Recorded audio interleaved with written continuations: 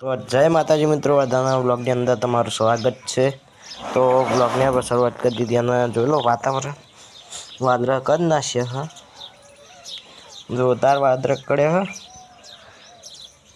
આગાહી ફૂલ સ આજની બરાબર તો અને આપણે હજુ ઘઉં એ વાઢાય નહીં। ઘઉં આમ તો ફાઇનલી આપણે આવી ગયા ખેતરમાં બરાબર અને વાદળા અત્યારે કમ્પ્લીટ થઈ ગયા જોઈ લો તમે કે સવાર અંધાર દે છે અને પછી કમ્પ્લીટ ચોખ્ખું કરી નાખે અને આપણે ઘઉં વાઢવાના હતા બરાબર। તો ઘઉં વાઢવાનું કામ તો આજ ચાલુ થઈ ગયું હતું। ઘઉં તો સવારમાં જ વાઢ્યા કે વાઢી નાખો, કોઈ વરસાદ આવે નહીં। આજે આગાહી હતી અને હવે તો ના આવે વરસાદ। અને બધા કહે કે પેટ્રોલના ભાવ બહુ વધ્યા।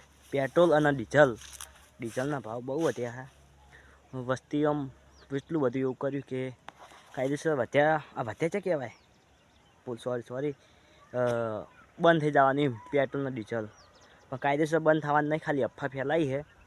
તો આપણે રિયલ અત્યારે પેટ્રોલ ભરાવા જવાનું બાઇકનું બરાબર। તો જોડાઈ રહેજો બ્લોગમાં, પછી આપણે જે હશે જેટલી ગળતી છે જેટલી ગળતી નહીં એટલું તમને બધું બતાવીશ આપણે।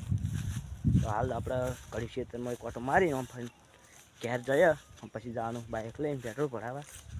તો આપણે બ્લોગમાં જોડાઈ રહેજો। કાયદેસર કે પેટ્રોલ ડીઝલ બંધ થઈ ગયું પણ બધી જગ્યાએ મળે જ છે કાયદેસર, ખાલી અફવા ફેલાઈ બરાબર। તો પછી મળીએ આપણે સીધું પેટ્રોલ પંપે જઈએ।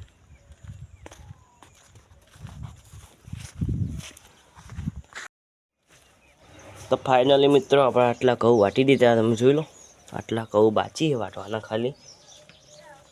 આટલા વાટીને સીધું હાલ બોલાવવાનું આપણે એનો બ્લોગ ઉતારશું, જોવાનું ભૂલતા નહીં। તો મળીએ પછી।